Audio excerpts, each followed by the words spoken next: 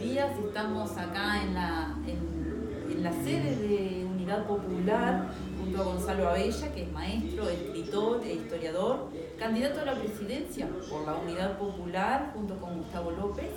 En las elecciones pasadas alcanzaron un 1,1%, lo que les alcanzó para tener un representante en el Parlamento.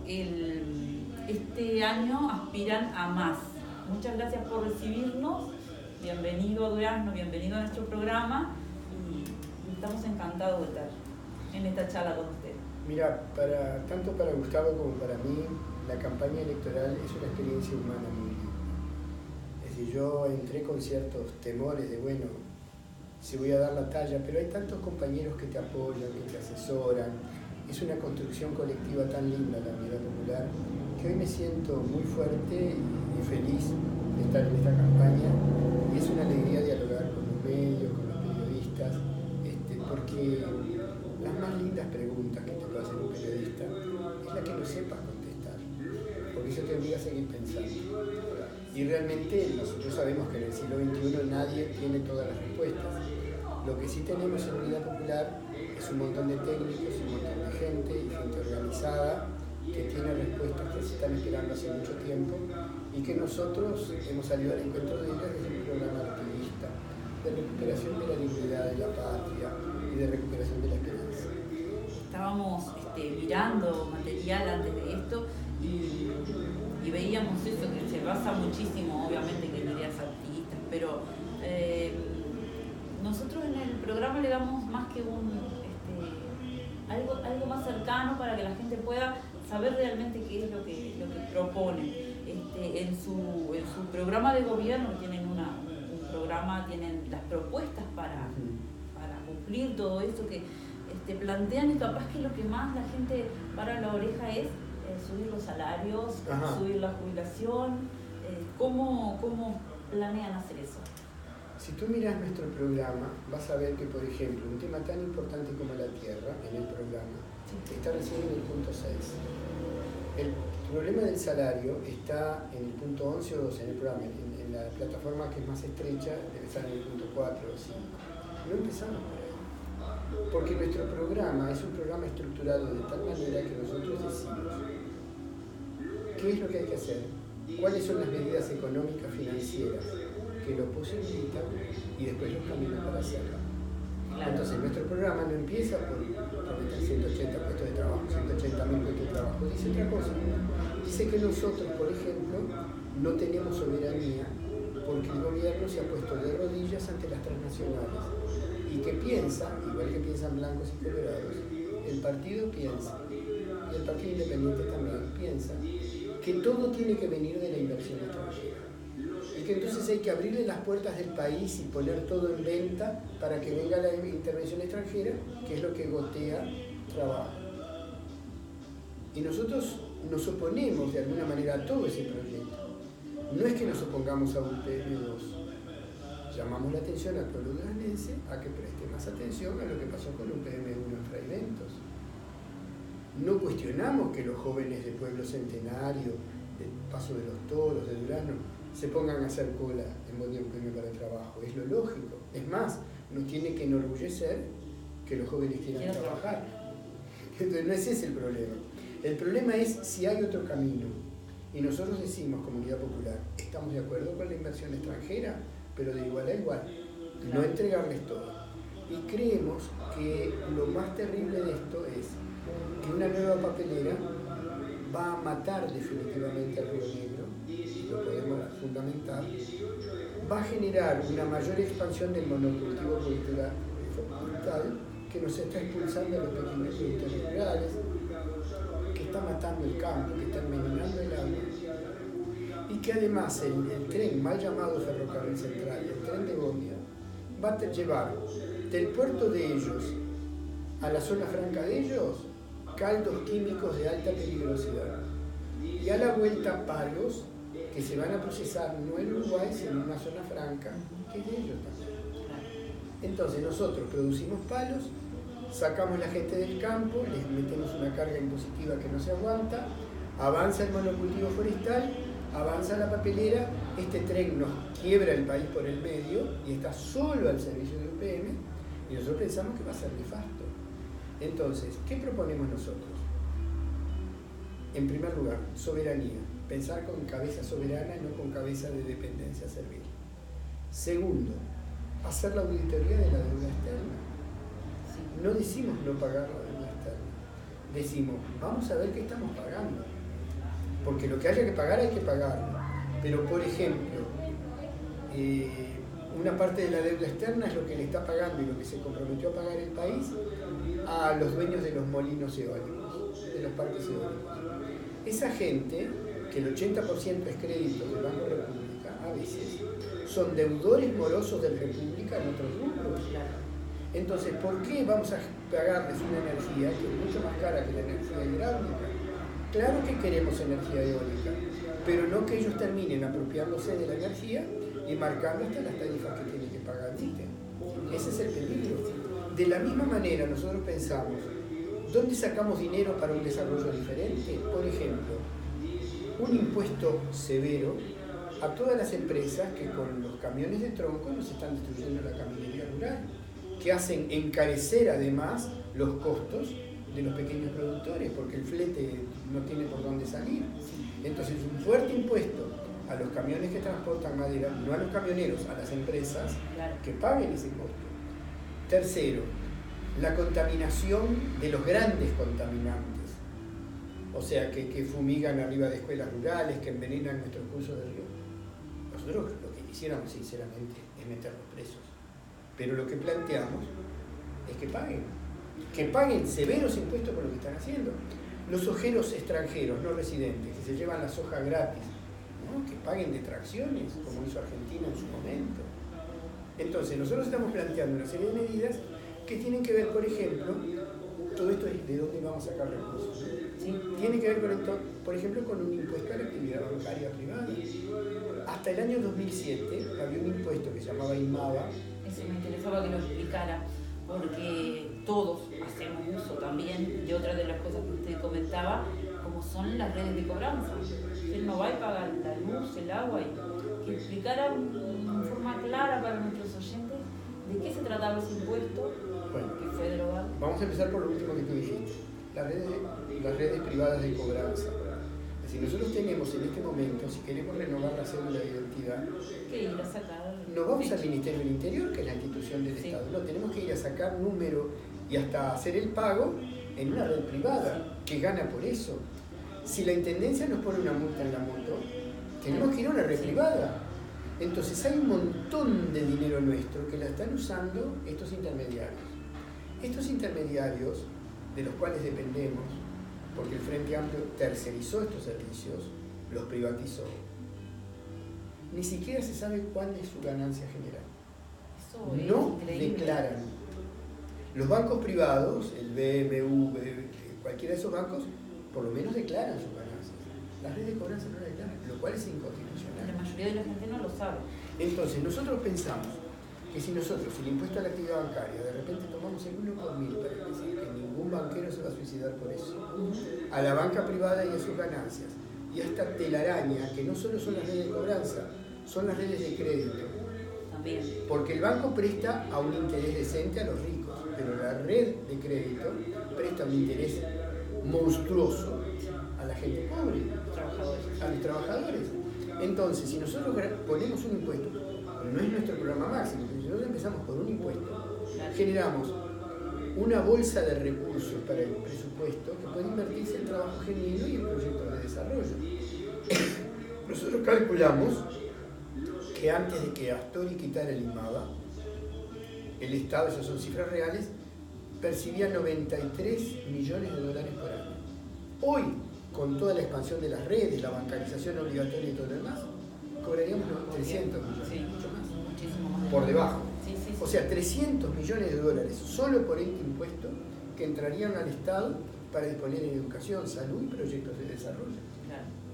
Entonces, nosotros lo que estamos planteando en Solitario, en Unidad Popular, es que hay otro camino. Si uno observa atentamente el discurso del doctor Lacalle, del abogado Mieres, del doctor Sanguinetti, con toda su lucidez. ¿Qué critican del Frente Amplio? La calidad de la gestión.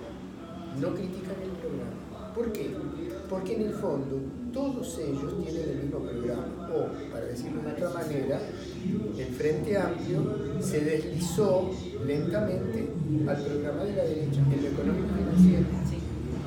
Alguna vez el doctor Sanguinetti dijo, hace unos años, cuando todavía era candidato, yo no tendría ningún problema en tener a Astori como ministro de mi gobierno, porque el programa es el mismo. ¿Y por qué el programa es el mismo? Porque los que se dicen hoy ballistas no son ballistas. Valle se la jugó, nacionalizó el ferrocarril inglés, estatizó los bancos. Sí, eso ya dejó de existir. Te pueden poner la bandera de Valle, pero nadie va a hablar de eso. Los arabistas armaron una guerra civil para que se atendiera el derecho del pobrerío del campo. Y ahora con Termos, donde está Sarabia, se quejan porque un gremio para defender su fuente de trabajo ocupa una fuente de trabajo, que no es una revolución armada, es una cosa mucho más pacífica, y ya eso lo critican.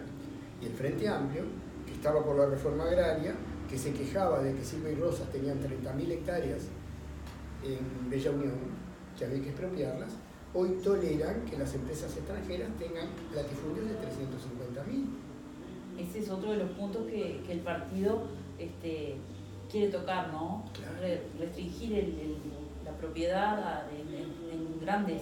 Y eso es una cosa, pero no solo eso, moratoria a la forestación, porque nosotros queremos ver si las tierras de propiedad forestal están bien adjudicadas y si realmente los aforos de las grandes propiedades rurales realmente corresponden a valores actuales.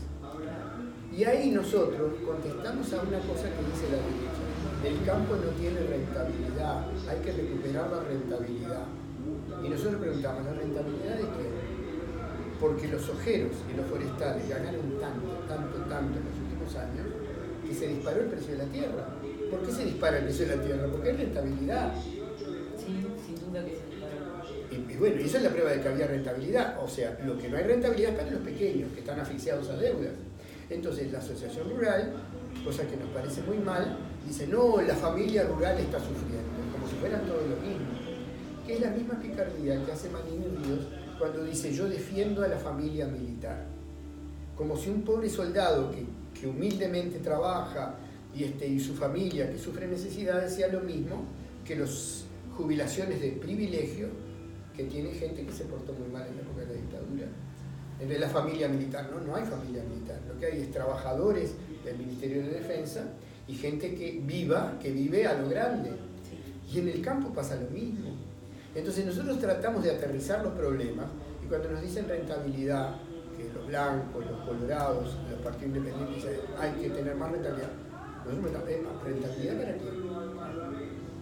Entonces nosotros pensando en esa manera, desde la óptica de los trabajadores, del pueblo sencillo, y aprendiendo de él, de lo que ellos mismos nos plantean, nosotros vamos construyendo, desarrollando un programa de base artiguista, que tú decías, es cierto, Artigas quedó 200 años atrás, pero hay algunos temas... Ideas muy vigentes. Ideario artiguista.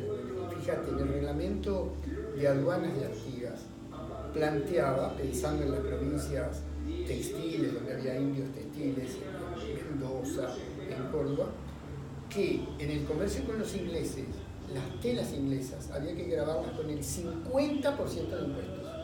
Y lo que viniera para educación y salud, 0 impuestos. Bueno, eso es, salvando las distancias históricas, lo que nosotros queremos. Es decir, tipos de cambios diferentes para los tipos de importación y exportación que nos interesen. Y un control enérgico del Estado de esos mecanismos.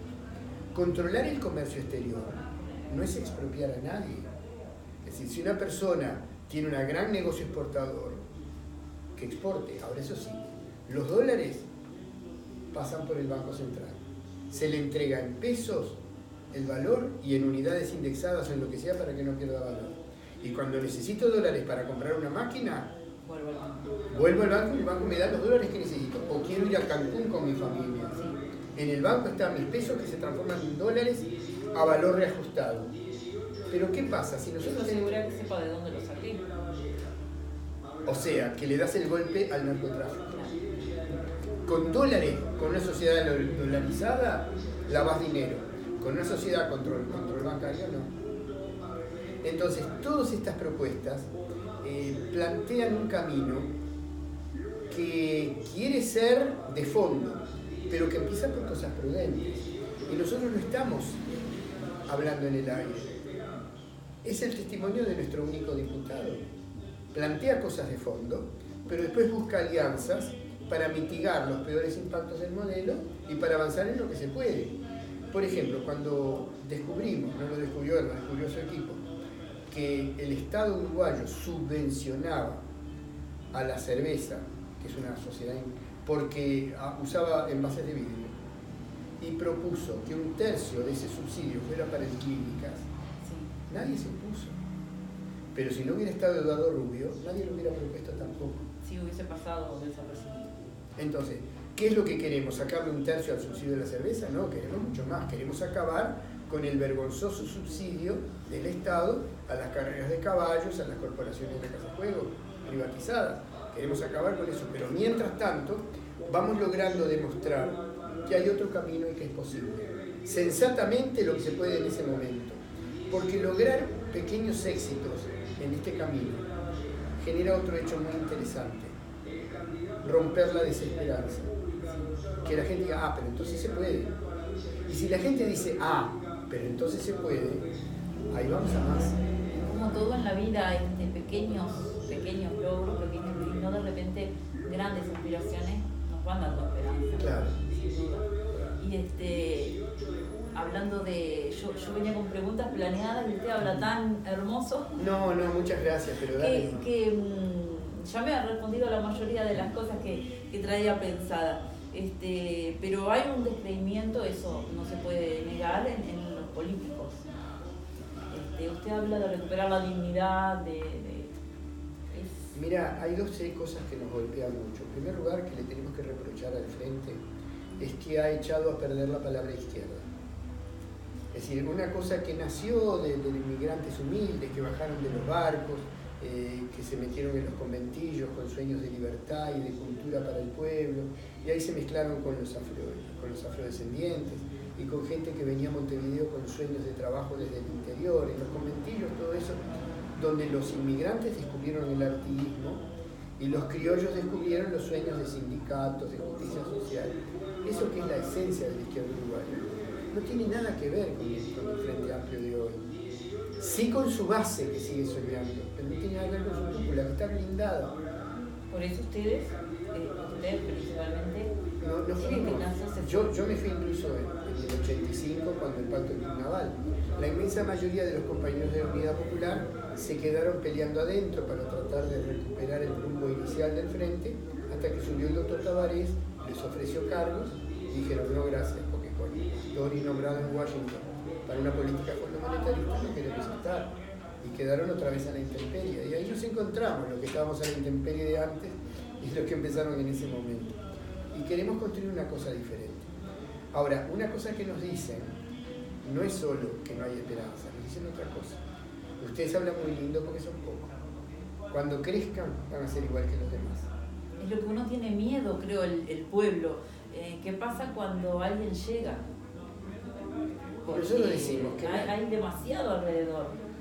Nosotros decimos, primero, una ventaja que nosotros tenemos es que no tenemos sponsor.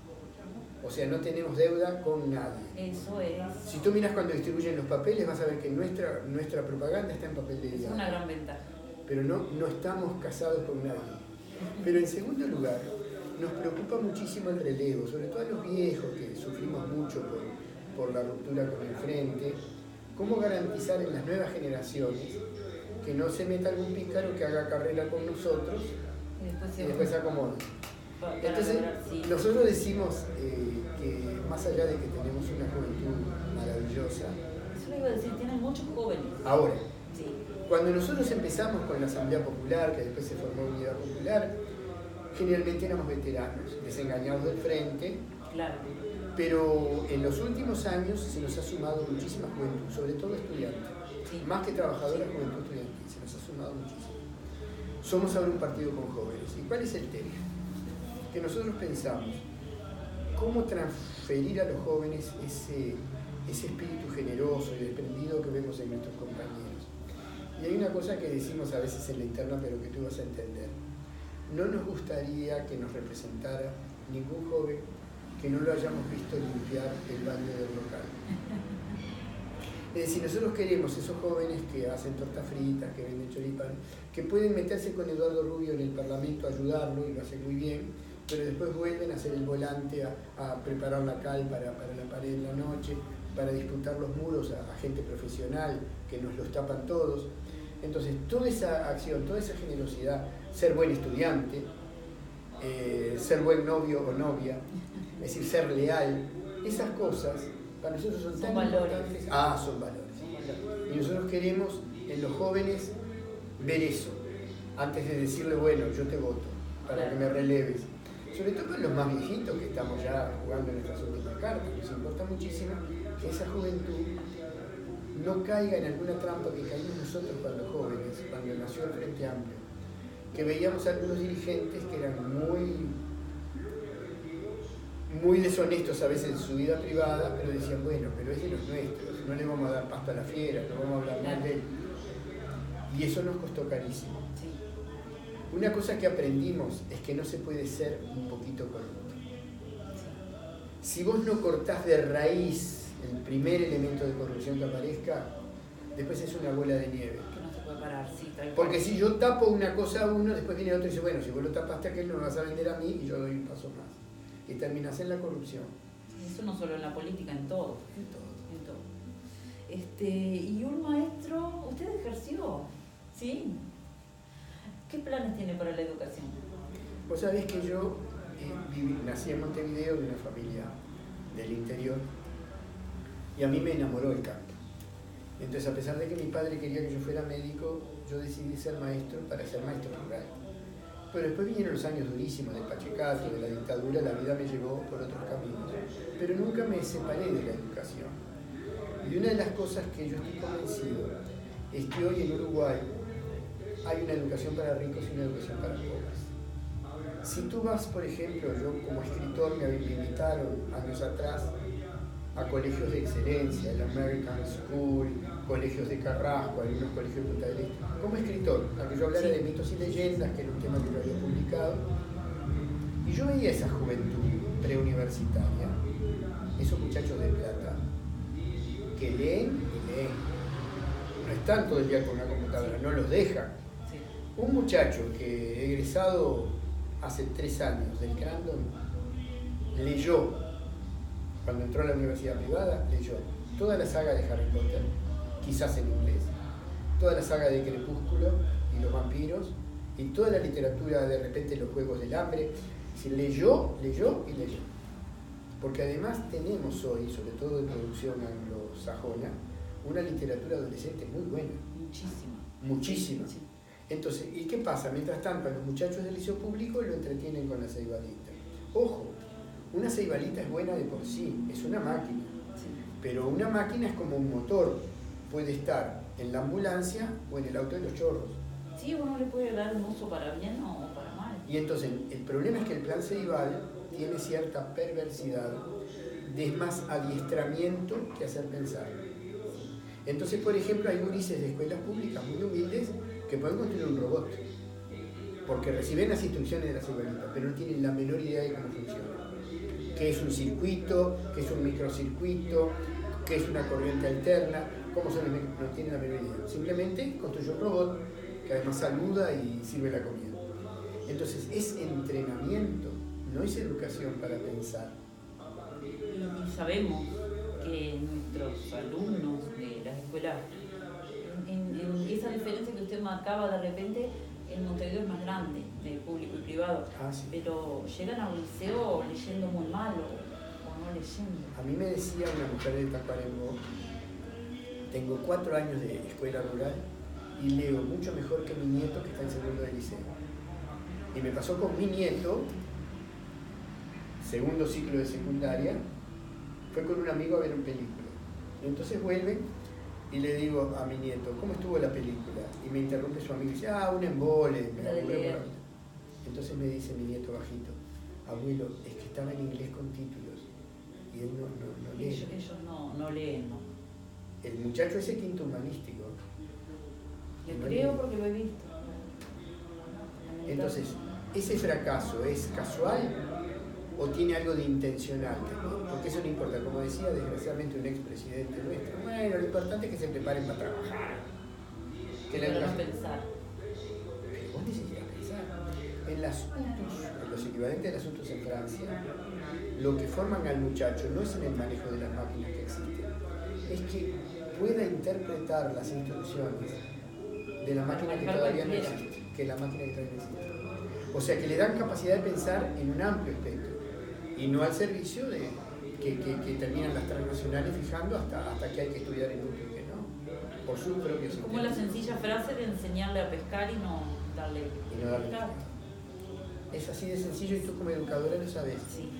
Y nosotros apostamos a una educación que en este país fue pionera, lo que fue Agustín Ferreira, lo que fueron las misiones sociopedagógicas, lo que fue la ley orgánica de la universidad. Nosotros tenemos tradiciones educativas maravillosas que han sido dejadas de lado por una educación mucho más esquemática para los muchachos del pueblo y mucho más creativa para los muchachos ricos que van a una escuela de excelencia. Y todo es así. Hay una candidata a presidente que dice ahora, bueno, pero ahora la tecnología, olvidémonos de esto, la tecnología va a cambiar el mundo del trabajo. Entonces, imagínate, una maestra casada con un bancario. Hacen un préstamo y hacen que el gurí haga el First Certificate, pero cuando el gurí terminó el First Certificate, el hijo del rico ya volvió de su segundo intercambio en Londres. Sí. Entonces, las tareas de excelencia, los trabajos de excelencia, ¿para qué van a hacer? ¿Qué le espera a nuestro pueblo? Hacer cola para hacer trabajos tercerizados en vigilancia, en limpieza o llenarse de agroquímicos en el campo. Y para eso hay que tener 6 balitas porque después hay que ir con la tarjeta a teclear el sueldo, porque además así lo controlan a ver si los ingresos y los egresos coinciden. Entonces es terrible. El tema de la 6 balitas, vos ves a veces lo vi en Rocha, domingo muy frío del invierno pasado, un gurí de 13, 14 años pegado al muro un domingo de tarde tratando de captar la señal. Sí. Entonces vos pensás, ¿qué le interesa a este muchacho de 12, 13, 14 años? El maestro no lo sabe. El papá tampoco. Pero el satélite sí. Sí. Pero el satélite sí. Sí. El satélite sabe qué le interesa a ese adolescente, cómo puede manipularlo, qué dibujito animado le va a meter para venderle los productos que quiera y cómo cambiarle la cabeza. Sí, porque aunque a veces uno comenta cualquier búsqueda, cualquier cosa mínima, es impresionante cómo nos tienen controlados. Yo busco sobre Australia y enseguida me vienen 3 ofertas de pasajes baratos para Australia. O sea que hasta ese punto, sí. Pero me pasó hace años, yo tenía todavía el celular viejo. Tengo un hermano que vive en Europa, que vive en Italia, y me dice, mirá Gonzalo, voy a estar en Praga por mi trabajo, pero yo te pago el pasaje, vengan con tu esposa porque quiero verme con ustedes. Yo me había olvidado colgarlo, es aquellos celulares viejitos. Bajo en el aeropuerto allá en Checoslovaquia, el país checo como se dice ahora, ¡pip! Antel le da la bienvenida a Praga, roaming no sé cuándo, o sea que ellos sabían exactamente dónde estaba. Sí, y ahora saben todo, absolutamente. Entonces, si lo supieran para bien, pero el problema es que eso después le cae la impositiva y a través de la bancarización obligatoria te controla. Nosotros no estamos contra la bancarización, estamos contra la bancarización obligatoria. A mí me decía una señora mayor, a mí me sirve la bancarización porque yo salgo de mi casa con la tarjeta de Montevideo de transporte y la tarjeta del Grow y compro sin plata. A mí me sirve la bancarización, es un avance. El problema es que no puede ser que en muchos pueblos pequeños de nuestro interior la gente esté desesperada porque si colapsa el cajero porque lo roba o lo que sea, se queda sin plata. Sí, nos pasa a nosotros. En algunos pueblitos de Canelones, Miguel, Montes, lo conozco más, aparece un nuevo oficio, ¿no? Un señor que recoge todas las tarjetas del Grow, anota en un papelito todos los PIN, va, cobra todo y dice, fulano, vos eras tanto, vos eras tanto. Muy fuerte, de verdad. Bueno, Gonzalo, nosotros también queremos, ya nos contó un poco de su niñez, pero también tuvo sus años de exilio, todo eso lo ha enriquecido, más allá de que debe haber sido muy duro. lo ha enriquecido en la forma de ver las cosas, ¿no? Sí, mira, hay un primo mío que dice que después que pasan los 60, ya no sos historiador, sos testigo de la historia. Y uno tiene algo de eso, ¿no? Yo recuerdo un Uruguay muy distinto, y el viajar, aunque no era deseado, fue por exilio, me permitió entender otros pueblos, y cuando entendés más otros pueblos, entendés más el tuyo propio. Y como yo soy un fanático de las lenguas, Sí. yo sé que no es lo mismo visitar un país si podés hablar la lengua de la gente. Y ahí aprendes mucho más. Y ahí se saca mucha cosa del país. Por eso yo aconsejo mucho a los jóvenes que aprendan inglés. Porque yo, por ejemplo, tengo familia en Australia en este momento, y con el inglés me entiendo con filipinos, con tailandeses, con chinos, que me cuentan su historia, me cuentan árabes, africanos, que me cuentan su historia, me cuentan cosas, vivencias que de acá no conoces. Entonces es cierto, el exilio me dio dolores, lógicamente, la saqué barata por otro lado, ¿no? Porque muchos compañeros que militaban conmigo sufrieron torturas y sufrieron muerte, la saqué barata. Pero cuando a mí la organización que yo militaba me dio la orientación de pasar a Buenos Aires y después me dio la orientación de exiliarme en Cuba a través del Alto Comisionado de Naciones Unidas, eso fue antes que tuviera nacido. A mí eso me dio una experiencia muy grande. Por otro lado, el bloqueo, sobre todo vivir en Cuba, yo era muy feliz trabajando, con todas las insuficiencias que hay en Cuba. Es un país que funcionaba con algunas cosas muy lindas, con un pueblo muy fraterno, pero yo, por ejemplo, me enteré de la muerte de mi madre por un aviso fúnebre que publicó el diario El País y que unos compañeros leyeron en México y fueron a la embajada cubana para que me avisaran, porque el bloqueo, no había internet. Era bloqueo. Era bloqueo en serio. En Cuba, estar en Cuba era estar bloqueado por Estados Unidos, cercado por Estados Unidos y no tener información del mundo exterior. Entonces, sí, eso se sufrió mucho. Yo recuerdo que había una mujer exiliada uruguaya que tenía un niño chiquito, un poco más chico que mi hija. Y un día estaba jugando ahí con los niños cubanos en una plaza y le dice la mamá, mirá, llegó un cassette, eran aquellos cassettes, con la voz de tus abuelos. Y el niño uruguayo le dice, mamá, los uruguayos no tenemos abuelos, los cubanos tienen. Claro, porque la vida de esos gurises del exilio era la mamá y un papá preso que tenía alguna referencia, ¿no? Qué triste, sí. Entonces fue terrible esa situación. Por otro lado, es enriquecedora, como siempre que conoces un pueblo y como conoces una cultura. A mí, por ejemplo, que me interesan mucho los mitos y leyendas, descubrí en la santería cubana un montón de rituales afro interesantísimos, y en el oriente de Cuba, cercano a Haití, todo el ritual del vudú, o vudú como se dice acá, que es mucho más complejo, no solo zombies que andan, es una religiosidad muy interesante. Entonces, vivir esos ritmos, vivir esas rituales, para compararlos con Umbanda, con Quimbanda, con Candomblé de acá, ¿no? De Línea de Santos y de Caboclos. Toda esa comparación a mí me interesaba mucho, también disfruté mucho hablando con esa gente. Claro. Increíble, me quedaría mucho más rato escuchándolo, pero sé que tiene más actividades planificadas. Sí, me la fijaron afuera, yo agarro a los compañeros intenso. Y les digo a los compañeros, Señor, en tus manos encomiendo mi espíritu, porque no sé qué me toca ahora. Yo estoy sumamente agradecida con que nos haya recibido, y la verdad que un placer charlar con usted. Bueno, una alegría enorme este diálogo y todos los diálogos, porque te obligan a repensar tus propias cosas.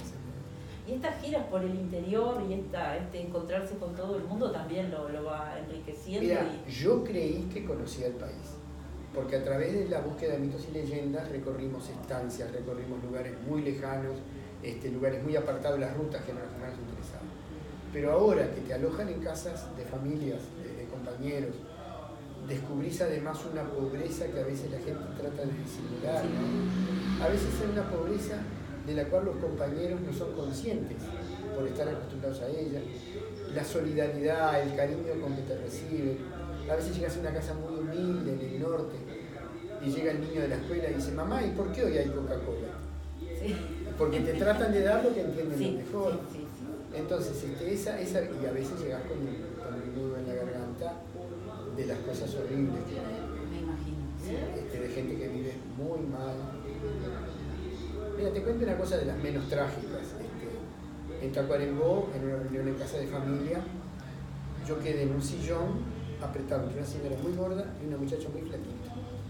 Y estaban repartiendo esas cosas que solo se comen en Uruguay, la pizza fría, que hace la familia, esas bollones de refresco cola de la frontera. Sí.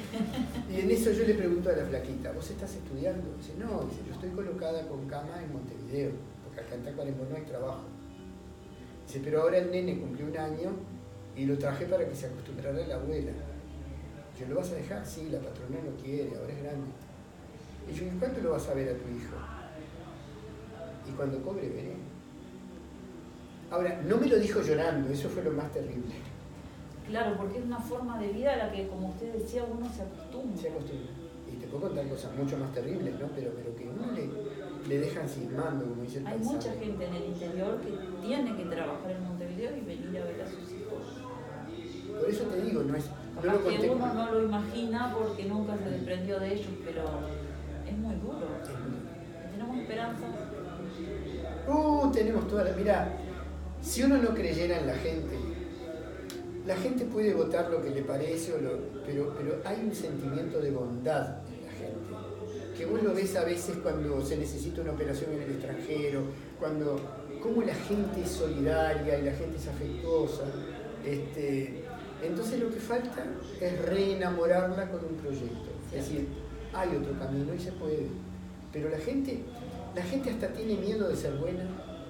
Sí, porque a veces el ser bueno lo asocian con que uno es bobo.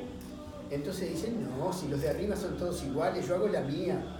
Y aflora lo peor de cada uno, pero la gente tiene ganas de que aflore lo mejor. Sí, es encontrar un camino que puede ser en la política, pero puede ser también en el barrio o puede ser en la familia. Cuando vos encontrás un proyecto, aflora lo mejor. Encontrar otra gente que piense como vos. Exacto, eso es lo que va a hacer más falta. Sí. Era la primera pregunta y no se la hice. Esto está bueno porque se fue dando la charla. La gente piensa, es candidato único, no es necesario que vaya en junio. ¿Qué le dice? En primer lugar, las elecciones internas son un reglamento obligatorio para todos los partidos, porque no se elige solo el candidato, se eligen los convencionales, que a su vez tienen que tomar otras medidas dentro del partido. Esa es una salvaguarda que hizo la Constitución, las reformas, a los efectos de que no fuera una lotería de votos. O sea que después, cuando llega la elección principal, haya un candidato por partido. Claro. Ahora, en el caso nuestro, nosotros tenemos nuestros propios mecanismos democráticos para debatir la fórmula, que en general nuestra lógica es la siguiente. Nosotros tenemos jóvenes muy capacitados, pero el problema es que los jóvenes que van a la Unidad Popular no van a hacer una carrera política, no van a buscar un empleo, van a buscarse un problema en general, porque meterse en la Unidad Popular es complicado. Entonces nosotros queremos que los muchachos estudien, que críen a sus hijos, que construyan su casa por cooperativa. Entonces, ¿yo qué pierdo siendo candidato? Pierdo ver menos a mis nietos. Porque yo estaba pegado a la línea de cal mirándolo del fútbol. Claro. Ahora no puedo hacerlo.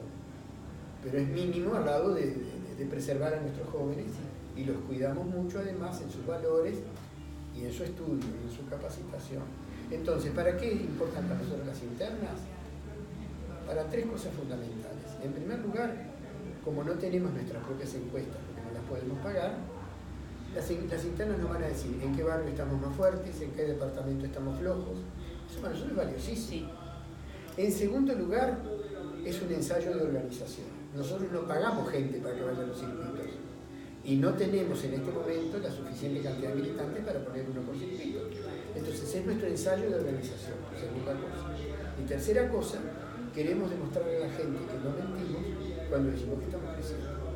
Comparando la elección interna de 5 años atrás con esta elección interna, creemos que vamos a demostrar nuestro crecimiento en una elección que no es obligatoria, que la gente vota si quiere, que va a estar en medio de la Copa Sudamericana de Selecciones de Fútbol, que es el primer día de las vacaciones, que mucha gente se va a ir y no va a votar, como no es obligatoria. Si nosotros logramos una buena votación, es una evaluación de que estamos creciendo. Perfecto, así que la invitación a ir a votar queda hecha. Y nuevamente agradecerle por habernos recibido. No, gracias a los dos, a la paciencia de esa muchacha y a ti. Gracias, Gonzalo. Mucha suerte.